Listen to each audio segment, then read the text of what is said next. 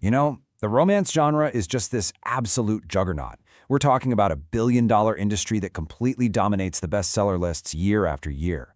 But what actually drives that massive, unwavering dedication from readers? Like, why do certain stories grip us so tightly, hijacking our emotions and just demanding our complete attention? What is the actual anatomy of a romance that makes it utterly unputdownable? Well, in this explainer, we're going deep into the mechanics of the genre by exploring the emotional roller coaster of Colleen Hoover's wildly popular book, Ugly Love. By breaking down the structure of this specific story, we're going to uncover exactly what drives the psychological appeal of romance as a whole, and really, why we willingly let these books break our hearts before putting them back together again.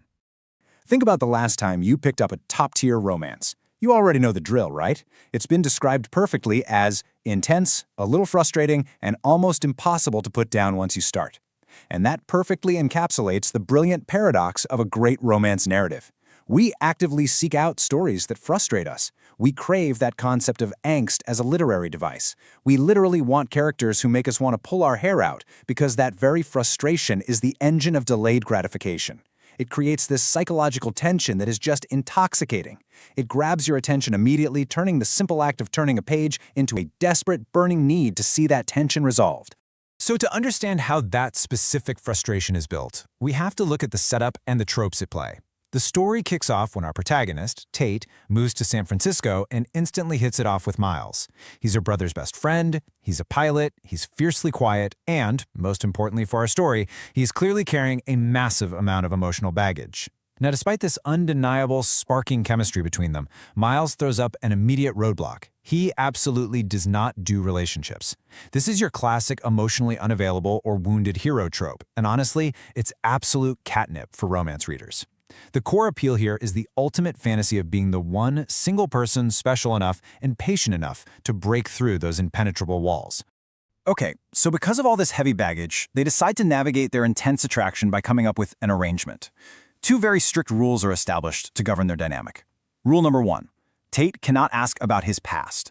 And rule number 2, Tate cannot expect a future with him. By stripping away both the past and the future, Miles is trying to force their connection to exist purely in this sterile vacuum of the present moment. But here is the genius of the romance genre. Rules are actually narrative promises. The moment a boundary is explicitly set in a romance novel, you get that thrill, because you know the entire plot is now dedicated to spectacularly dismantling it. It sets the stakes perfectly. From there, it becomes a tale of two absolute extremes, highlighting the push and pull dynamic that keeps us hooked. Keeping things casual is always easier said than done.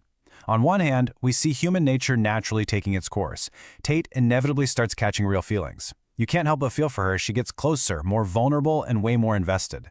But on the other hand, every time she gets too close, Miles acts like a literal brick wall, strictly maintaining his emotional distance. This stark contrast between her openness and his fierce defense creates an intense psychological friction. We read on because we are obsessed with finding out who's going to break first. Will her vulnerability soften him, or will his walls end up breaking her?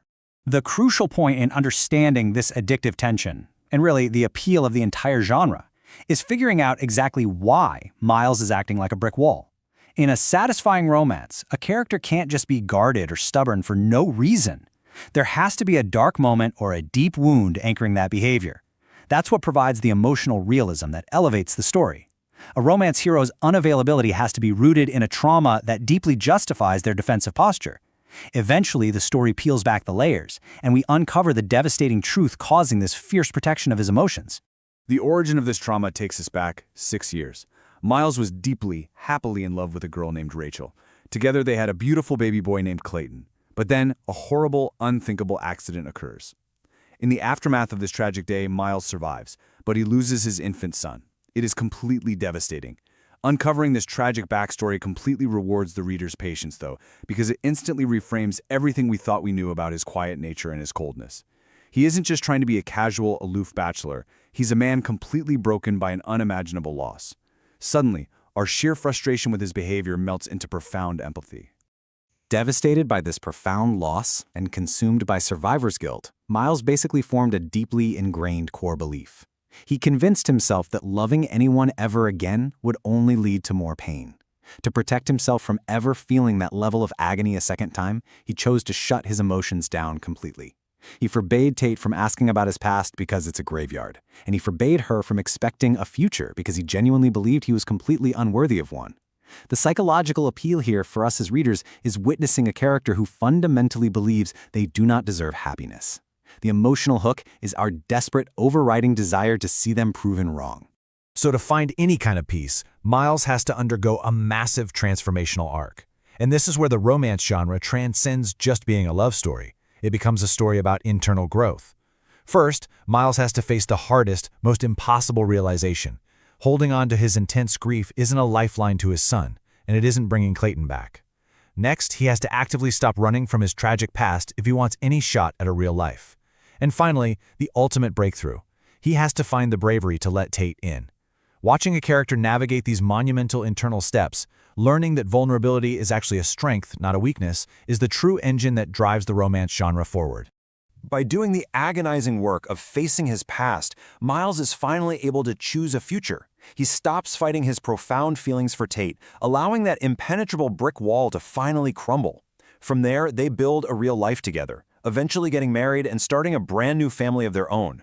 This is the concept of the happily ever after, and it is the ultimate contract the romance genre makes with its readers. The appeal of the genre is providing a safe, guaranteed space where we know that no matter how dark the trauma gets, love, resilience, and family will ultimately triumph. The very thing Miles was most terrified of actually becomes his salvation. It is undoubtedly a massive emotional roller coaster. But seeing a character learn that it is okay to love again after experiencing immense tragedy makes all that initial angst and frustration entirely worth it. This is exactly why we read these stories. Romance provides a controlled environment to experience intense emotional highs and devastating lows, knowing the payoff will be an incredibly cathartic healing process. We endure the tension, the rigid rules, and the emotional brick walls because the moment a broken person realizes they're worthy of love and fully capable of giving it again is absolutely one of the most powerful narrative experiences in modern fiction. So, I leave you with this final thought. Is the undeniable, impossible-to-put-down power of romance really just about the initial spark and the physical chemistry? Or is it actually about witnessing the profound courage it takes to heal? Ugly Love shows us that beneath the intense attraction and the frustrating rules, the ultimate appeal of a great romance is watching two people help each other become whole again.